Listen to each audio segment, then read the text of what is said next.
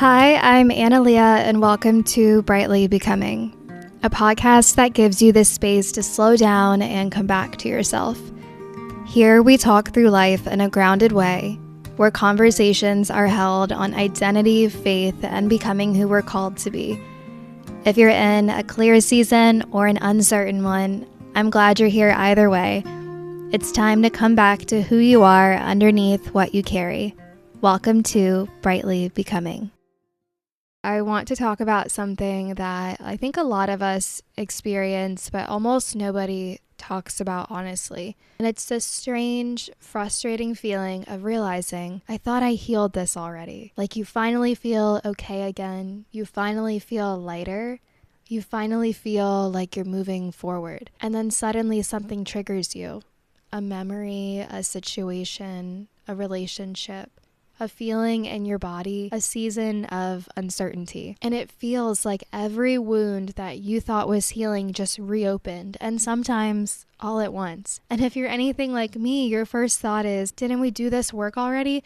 It can feel so defeating, especially when the current version of you genuinely wants to get better. And you know that. That's the hardest part sometimes, because consciously you're trying, you're praying, you're growing, you're becoming more self-aware, you're putting in the work. But somewhere deeper inside of you, there are still parts that are terrified to let go of survival mode, terrified to fully heal. And then we think to ourselves, well, what does that make me? Someone who doesn't want to get better? Of course not. I want to get better. Sometimes we can fall into those cognitive distortions, but if you truly didn't want to get better, you would have given up by now. And look at you surviving 100% of your hardest days.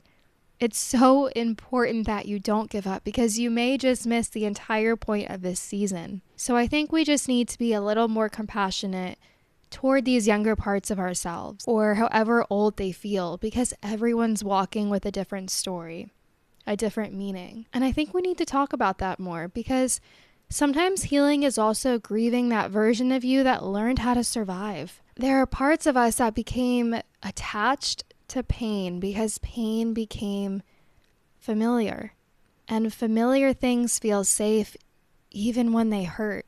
That's why sometimes chaos can feel more natural than peace in our lives. Silence can feel really uncomfortable. Stillness feels suspicious because we're anticipating something to go wrong. Love feels unsafe, and rest, it just feels undeserved because your nervous system became used to surviving. And survival mode is hard to leave once your body believes that it's protecting you. I've realized recently that there are parts of me that desperately want to move forward, while there's other parts of me that are clinging to old wounds I have because they believe that those wounds are keeping us safe. That realization alone changes you. It changes the way that you look at yourself, because suddenly you stop seeing yourself as broken. You start seeing yourself as someone whose mind and body just adapted to pain. And adaptation is not failure, it's survival. I think sometimes we assume that healing needs to be linear, or it has to look linear. Like once we learn this lesson, once we process this emotion, pray about it enough, talk about it enough, we'll just be healed. But healing doesn't actually work like that. Healing is layered. You revisit the same wound from different versions of yourself. And every time you revisit it, you understand it differently. It doesn't mean you failed. It means you're going deeper. We're holding on to things we are so afraid to lose. We're scared to get better if it means things get bad again. But life isn't going to be this perfect linear path that sometimes we wish it was, maybe. But maybe that's the most beautiful part. Feeling. Experiencing everything there is to life, good and bad, and knowing it all passes. Just to exist in the current moment, no matter how scary, no matter how many times you want to escape, just sitting in it and asking yourself, what can I take from this moment? I used to think getting triggered meant I was moving backwards in my healing, and now I think it's often an invitation to notice the parts of me that still need compassion, the parts of me that want my attention so desperately because triggers reveal what our conscious mind tries to move past too quickly. And I know that's frustrating, especially when you're exhausted from feeling like you've already fought this battle before. But maybe the wound reopening isn't proof that you're failing. Maybe it's proof that your body just finally feels safe to process what it couldn't have before. I think there's also grief and healing that nobody prepares you for, because when you start getting better, you realize how much of your identity was built around struggling. And that can be terrifying. Who am I without this pain, without this fear? Who am I if I'm no longer surviving and I actually can live my life? Some people don't realize this, but healing can feel vulnerable because when you're constantly struggling, you at least know who you are.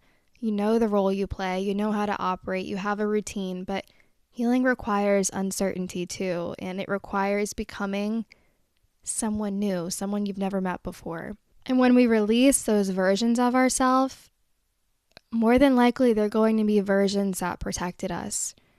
So naturally our brain will flag that as unsafe because it's not used to feeling that way. Anything new is going to come off as unsafe at first. There's a version of me that became hyper independent because I had to be. A version of me that learned how to overthink everything because it made me feel prepared. A version of me that attached safety to control. And even though the current version of me wants peace, those older versions still get scared at times. Because healing means trusting that I no longer need the survival strategies that once protected me, and that is so hard. I think a lot of us are fighting ourselves internally without realizing it. One part of us says, I want to heal. Another says, but what if healing changes everything? One part of us says, I want peace. And another says, but chaos is all that we know. That internal conflict can feel exhausting, like you start to lose yourself. You start to lose pieces of who you feel you are. And I think healing starts changing when we stop attacking the scared parts of ourselves and meet them with compassion. Because those parts are not evil, they're not weak, and they're not trying to ruin our lives. They're simply just trying to protect us in only the way that they know how. And maybe instead of shaming those parts, we need to just gently reassure them. You don't have to protect me this way anymore. We're safe now. You can rest. I can take care of us. I also think that God reveals healing in layers, because if we processed everything at once, it would crush us. So instead, healing unfolds slowly, piece by piece, season by season. And sometimes just when you think you've moved past something completely, life presents you with another opportunity to heal it more deeply. Not to punish you, but to free you. I've had moments recently where I thought, why am I feeling this again? And instead of spiraling, I've been trying to ask, what is this trying to show me? Because our emotions are messengers, even the uncomfortable ones that we want to push away and lock away, especially the uncomfortable ones.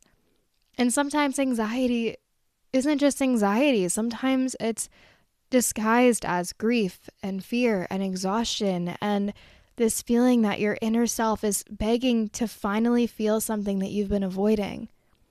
I think one of the hardest parts of healing is accepting that growth rarely feels good when it's happening. We romanticize healing offline, right? We make it aesthetic, peaceful, beautiful, but real healing is messy. It's crying over something you thought you were over. It's getting triggered unexpectedly and not knowing what to do, how to handle it. It's feeling strong one day and fragile the next. And honestly, that doesn't make your healing any less real. You're not failing because old wounds resurfaced. You're not back at square one. You are simply meeting yourself at a deeper level. And I think that deserves more compassion than criticism. There are parts of you that are still learning that life can be safe, that love can stay, that rest is allowed. Peace does not mean danger is right around the corner. Those beliefs take time to build, though. I'm still practicing them, and it's hard, especially if your body spent years preparing for survival instead of safety. Something I've been realizing lately is that healing is not becoming someone entirely different. the way we think it is. It's returning to who you were before pain convinced you that you had to live in fear. And maybe that's why healing can feel so emotional at times. Because underneath all the coping mechanisms, all the fear, all the protection, there's still you. Still softness, still hope, still light. And I know how frustrating it feels when you genuinely want to get better, but you find yourself being pulled back into old emotions or old patterns. So please hear me when I say this. The fact that you are aware of it now changes everything.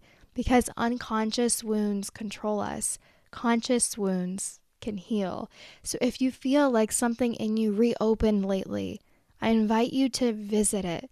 If emotions resurfaced that you thought were gone, if you feel confused about why you're struggling again, maybe you don't need to panic. Maybe your mind, body, and spirit are simply asking for deeper care. Not shame, not pressure, but care. Healing is not proving how unaffected you are by your circumstances. Healing is becoming safe enough to feel what you were once forced to suppress. And that process takes time. And you do not need to rush your healing. You are exactly where you are supposed to be, even if it doesn't feel like it. You don't need every answer right now either, even though it feels like you do. You just need to keep meeting yourself where you are.